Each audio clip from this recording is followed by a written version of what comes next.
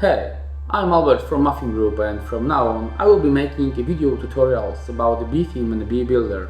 If you have any feedback about this video or just want me to make a tutorial about something you don't know how to use, feel free to leave me a comment and I will do my best to help you. Okay, so let's move on to the topic. I am really excited to finally present the Header Builder 2.0 that we've been working on over the past months. Within this tool, you will be able to design any type of header you want without coding and limits. Okay, so let's take a closer look on my screen. Right now I'm going to create the first template for the header. The place where you can create those templates is the Templates tab, which is located just underneath the Betheme in the WordPress dashboard. So all I'm gonna do now is click the Add New button, and as soon as we click, we're gonna see the pop-up where we can choose the type of the template. We can choose from the header, footer, mega menu, single product, shop archive, or page template. And this tutorial I'm gonna focus on the header, so let's select the first one, and also let's type the name for our template. It's gonna be header 1, and we can create now the button to create the template. As soon as we click this button, we will be taken to the header builder, which is based on the BeBuilder tool. For some of you, it might be already known if you already been building the page templates, your content with our front-end live drag and drop builder. Let's maybe start from the left side. Okay, so the first button you will see on the left side is the elements. Here we have the elements that we can use to build our header. Some of them are reserved for the header only, and these elements are marked with the blue badge called header. There's actually 6 items: logo, menu, menu burger, icon, search field, and promo bar. There is also a few other items like button, column text, heading, image, and payment methods, but actually these items are reserved not only for the header, but these can be used in any other place like page templates, footer, whatever. You may wonder why maybe there is less items that in the BeBuilder, and the answer is very simple. It's really enough to build seriously any type of header. You won't need any elements like sliders or the really advanced items that takes a lot of space in a header, because it would be really bad from the UX side. So we can move to the second option, which is pre-built headers. As soon as you click, you're gonna see some pre-built headers. Right now we have 12 of them, but in the time we're gonna add more of them.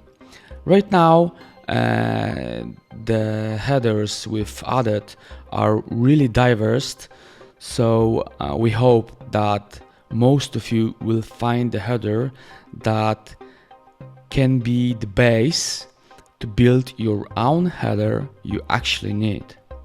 Alright, let's move to the next option, which is export import. Just like in the BeBuilder, you can export or import the whole header between pages or complete different projects. You can import or here you can just import the templates you've already created, and if you actually need for this header, you can just choose if you want to insert it before or after the current content, or maybe replace it. Okay, the other one is single page. You can import the single pages that you saw anywhere on our pre-built websites, but basically you won't need it here for the header. And the last one are presets. I've already explained the presets in other video, so I will leave you the link in right top corner so you can better understand what the presets are and how to use them. The next one is Layer Navigator. It's a kind of shortened version of what's in the builder, a summary form that you can also work with. It all depends on what is more convenient for you at the moment. You can just drag and drop this navigator wherever you want. There is actually nothing in that navigator right now because we have no content in our builder, and it's that's just the reason. And as soon as you start adding the elements to the builder, you're gonna see them in the layer navigator as well. The next option, which is pretty important for the header builder, is header options tab. Here you can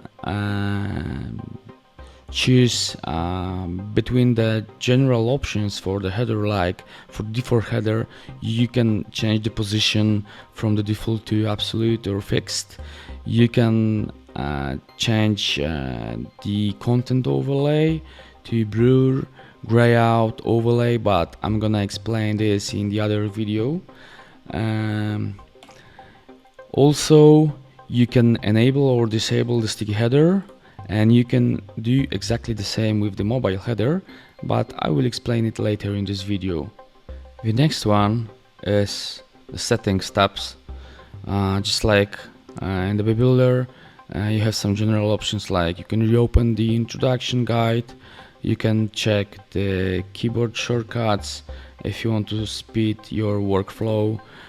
You can switch between the modern and classic navigation. You can also switch between the code and visual column text editor. I will give you the link in the right top corner as well with the explanation what is the difference between these both, and you can also change the UE mode from between auto, light and dark. Right, so we can move to the ready frame where the content we're gonna build for the header builder is. The bar you actually see in the very top is the bar where you can switch between the tablet, mobile and desktop versions. You've also have 3 buttons in the right top corner.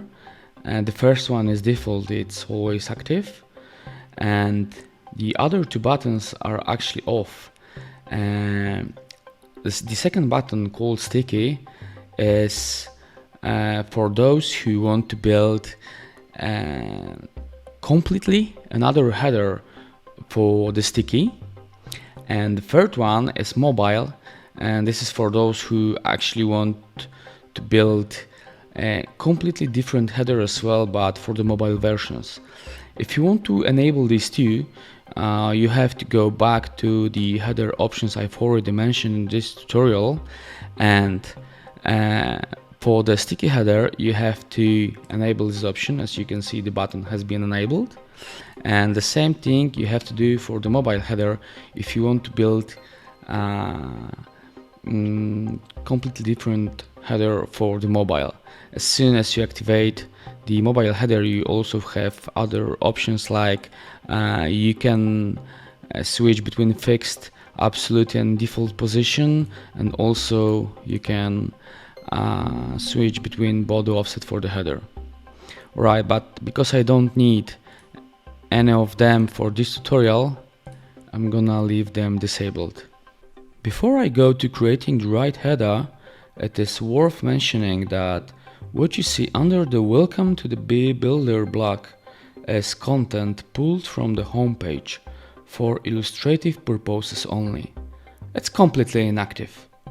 Also, because we don't want to distract you from creating what's most important at the moment, the header, all content is grayed out. Building headers from scratch is a bit different than building regular page content with the Bee Builder, mainly because after creating a section, we have a choice of 3 wraps only. For this tutorial video, I will be using wraps and containers alternately.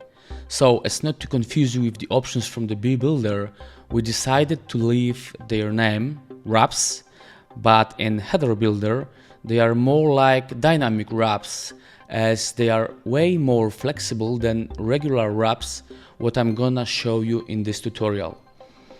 Okay, so you have 1 or 2 or 3 wraps, but trust me, you won't need more for building any type of header. You may ask why? Well, because like said, they are dynamic wraps. You can use them to arrange elements on the left, center or right. In fact, you can put as many elements as you want into each wrap, so as I mentioned, these 3 containers are all you will need when building a header. Wraps, by default, automatically fill the width of the section in which they are located, unless you manually set them to a fixed width. Of course, you can set the width in pixels, percents, WH, etc. I will show you the difference on the example of the menu and logo in the same wrap. Okay, so let's add our wrap or container and let's add the logo first. Okay, I will change the logo to something else. And now let's add the menu just next to it. Okay, that's great. Maybe we can align the menu to left so you can see it better. As you can see, the menu is placed right next to the logo. In the second case, for which I'm gonna create another section, I will show you how this will behave when we have 2 wraps. Okay, so for the left wrap, we're gonna add the logo. Let's change it again. And for the right container, let's add the menu and align it to the left side as well. Now, as you can see, the logo is aligned to left, but menu is aligned to the left edge of the second wrap. And now, if we would like to achieve a similar effect for our second section as we have in the first one, all we have to do is go to the settings of the left wrap and in the Advanced Dimensions tab, let's fit container to default. As you can see, the container has changed its width to be exactly the same as the logo is. Being in this Advanced Dimensions tab of the wrap, I have to explain another option that is just underneath the fit container. If you want elements in the same container to wrap to a new line, you need to set wrap option. Otherwise, elements will go outside the container if there is not enough space. I will show you on the other example. Let's create a single wrap and maybe let's add the button. Okay, and just for any reason you, for example, want many buttons, or maybe you need a couple of buttons but they will be located in a smaller container on the right side. So if I will duplicate these, if I will duplicate these buttons to have more of them, you will start seeing like these buttons goes outside of the container because there is simply not enough space to locate them all. And in such case, if you will go to the Advanced Dimensions tab and you will set the wrap for the wrap elements, the buttons that went out of the container will wrap to a new line. It would be great to remember that in Header Builder we have two types of the elements. We have inline elements like logo, icon, menu burger, button, payment methods, heading, search field and image. And we also have the elements that fill the entire available space of the wrap. These are menu and promo bar. It's worth mentioning that you can use as many sections you need. Section have few nice features. One of them is closable. This feature actually let your visitors close the sections if they are not interested in its content and display them again after a certain period of time. We can change the position for the close icon to left or right and show again after. We can type after how many days we should display for the specific user the section that he closed before. Also, for section you can check if it should be visible or hidden in scroll. It's good to remember that only top sections could be hidden and for the fixed header type only. As you probably noticed already, unlike to the building page content, containers and section bars appears just underneath the blocks. This change was necessary because when displaying them above blocks caused a lot of problems while working, and that's why we decided to move them underneath. Okay, let's make our header a bit cleaner. So I'm gonna remove the two bottom sections. Okay, so since we already have a few elements in header, then we can set the position of the header. By default, header appears in blocks above the content, but if we will go to the header options and for example you want the header to be positioned above the content, you can use the absolute or fixed position. Fixed will make the header always visible while scrolling. It will be stuck to the top of the page, but the absolute will disappear as soon as we start scrolling. For the absolute or fixed position, we also have another nice option which is called body offset.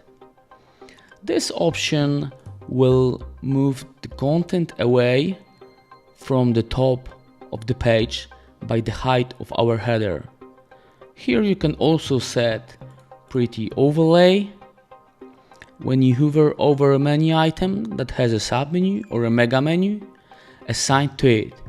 However, I will describe this option in detail in a separate tutorial video where I will show you how to use it and when. There is one more nice feature I would forgot to mention. It's a new type of input field. I call it scrubbing, and personally I really like it, by the way. If we will go to our logo, for example, and we would like, let's say we would like to set the margin for our logo. Instead of just typing the value, for example, we don't know what value would be the best. We don't know, it's maybe 10, 20 or 50 pixels. As soon as we hover over the field, we will see the size icon. And all we have to do is left click and start scrubbing with the mouse, left or right, to increase or decrease the value. Let's say 30 is fine, and this is what I'm gonna leave right now. Let's also increase the 30 pixels for the bottom. That's great. Looks much better now because the logo does not sticky to the top and bottom edges. Of course, the pixels are not the only value you can use. If you for example, need the person, then all you have to do is remove the pixels,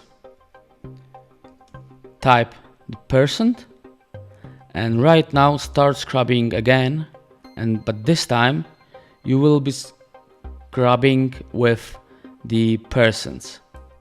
Because the Header Builder 2.0 is really extensive tool and full of great features, I decided to make a series of videos about the Header Builder. This video is meant to be an introduction that describes the main options only. Also, over the last few months, there have been quite a few questions from your side about building a header. The main question was, how to make a header similar to? I thought that it might be great to make a series of videos showing how to make a header like. Let me know in the comments section what do you think about it and what type of creating headers would you like to see. That is all for this video. Thanks for watching, and remember to like, subscribe and click the bell icon to get notified every time we release a new video. If you have more questions, please visit our support center at support.muffinggroup.com.